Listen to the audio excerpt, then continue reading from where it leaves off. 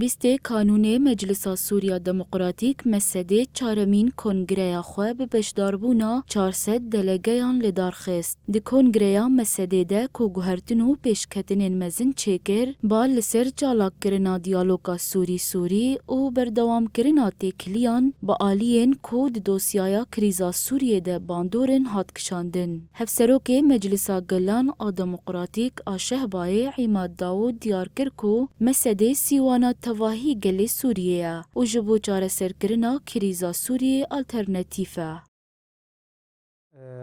كمرحلة تاريخية عقد د پیواژویک دیروکی دا مسده کنگره خویا چارم لدار خست. کنگره چارم آمسدهش بوی تواهی گل سوریه بو سیوان. هر وهاش بوی چاره سرکرنا کریزا سوریه بشک آمازن جالین کوباوریا وان به دموکراسی هیا گرت ناوا خوا. جبروه که لدار خستنا کنگره مسده د پیواژویک حساس و دیروکی دا گاوک استراتیجیک بو و گلک گوهارتن چکر. جوان گوهارتنانجی تولیبونا کسایت و تفگرین سیاسی ینج دروی هره ماره ببریا خسر بو.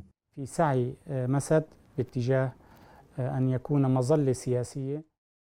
هروها عماد داود بانگل کسایتین نشتیمانی کر که جبو چاره سریا آلوزیا سوریه پشتگیریه بدن پروژه دموکراتیک.